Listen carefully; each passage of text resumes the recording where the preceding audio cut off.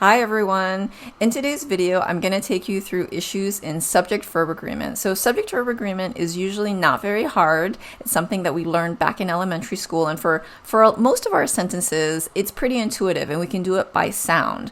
But as our sentences become longer and more complicated, it sometimes gets a little tricky and there are special rules that apply. So as we learned back in elementary school, when we have a singular subject like he, we have to use a verb that matches it. So he likes baseball. And you notice there's an S there. He likes baseball. Same thing. She hates the rain. We have a singular subject, we match it with a singular verb. When we have a plural subject like dogs, we drop that S and we say dogs like to chase balls. So when we have a plural subject, we take the plural verb. They dance. There's no S here, but it's still plural, and so we know there's no S here. They dance. For those of us who speak English as a first language, this comes pretty naturally. For those who might be learning English as a second language, this is something you need to think a little bit more about. But even for those of us who speak English, there are sentences where it gets very tricky. And so these are the situations where it gets a little harder, and you can't really tell it just based on the sound. When we have compound subjects like she and I, because each of these things, she and I, are each singular, we sometimes forget to conjugate it as a plural. When we have collective nouns like team and committee and group and club, sometimes grammatically they're singular, but sometimes they actually behave as a plural. So we'll take a look at those situations. And then we have these sentences where we have a either nor or neither nor statement, where technically it's singular. And sometimes it behaves as singular and sometimes it behaves as a plural. And there are special rules surrounding either or neither nor statements, which I'm going to go over. And then finally, long sentences where our simple subject gets very far away from the verb. We need to identify that simple subject and make sure that it matches with our verb.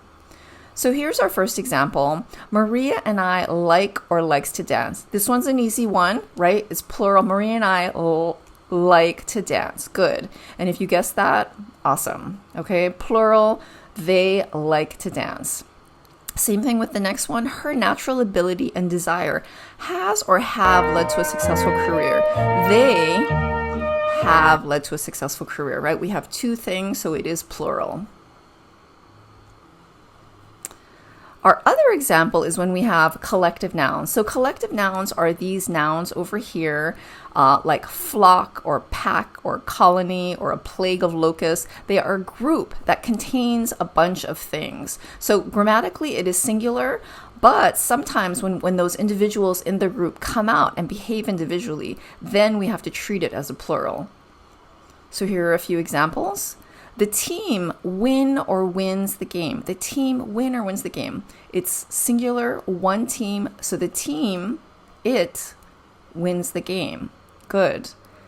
The next one is a little bit more complicated. The committee, comprised of 10 volunteers, make or makes a decision. Oh my goodness, you've got 10 volunteers, which sounds plural, but guys, grammatically it is committee, and the committee, it is behaving as one group, even though you've got the 10 volunteers in there. So the committee, makes a decision together as one, right, as a singular body. Similarly, the flock of birds head or heads north. The flock together in unison, it heads north because it's behaving as one group.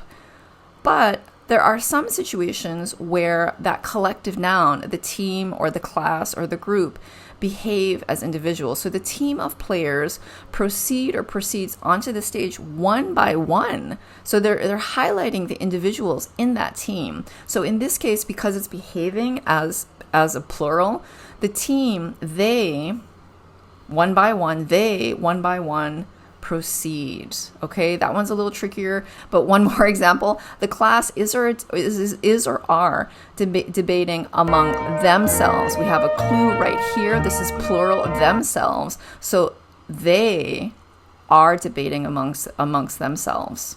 Okay, so that one's really tricky. Here's another one. Okay, there are special rules when you have a either or neither nor statement. And the rule here is you're going to match it with the closest noun. Match it with the closest noun. So a driver's license or credit card is or are required. We've got one or the other. It looks like it could be plural, but guys, because it's either this or that, it is singular. So it is required. One or the other is required. In this case, we've got basically the same sentence, except now we have 2 credit cards. A driver's license or 2 credit cards is or are required. And guys, remember our rule is we're going to match it with the closest noun. So driver's license or 2 credit cards are required. Yes, it sounded correct, and that is correct, okay, because you're matching it with the closest noun to the verb. In this case, 2 credit cards or a driver's license is or are required. Again, we're going with the closest noun, so driver's license is required. Good. Last one we have here. This is a neither nor. So actually the subject is 0. There's no subject. Neither the graduate student nor neither the graduate assistant nor students solve or solves it. What's our rule? Match with the closest noun. So in this case, it's actually students, which is plural. So they solve it. Okay, so a little bit trickier, but our rule is you're going to match it with the closest noun when you have this either or neither nor statement, which might come up. Last example I have for you is when we have long sentences, sometimes it doesn't sound natural and we need to identify the simple subject and match it with that verb. So the samples on the tray need or needs testing. Guys, even though I know you visually see the tray, you think that the tray is the subject, but grammatically, our simple subject is samples. So the samples need testing. Yes, got to identify that simple subject and then match it with the verb. Same thing, high levels of air pollution cause or causes. We're not going to match it with this. We're going to match it with the simple subject. High levels cause damage to the respiratory tract. And last one, the presence of certain bacteria in our bodies is or are one of the factors. We have to match it with the simple subject presence. So the presence is one of the factors. You got it. And I have one more for you. There are some cases, I'm going to call them weird words, where it looks like it's plural, but it behaves as a singular. So cookies and cream, there's an S here. It looks like it's plural. You got one and the other. It looks like it's plural on 2 different fronts. But guys, you know and I know that cookies and cream is a singular flavor, is one flavor. So you say cookies and cream is my favorite flavor. Same thing with controlled substances. Controlled substances is or are a euphemism for illegal drugs.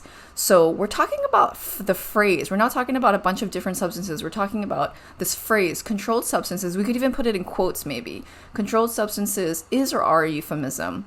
It is a euphemism for illegal drugs, right? And the last one, statistics is or are one of the most difficult courses. Statistics is the name of a course. It's one course. Even though it has an S, we know that it's a singular. Statistics is one of the most difficult courses. And guys, that is it. The main takeaway, remember to identify that simple subject and match it with the verb. And in those harder sentences, you need to figure out, is it behaving as a singular or a plural?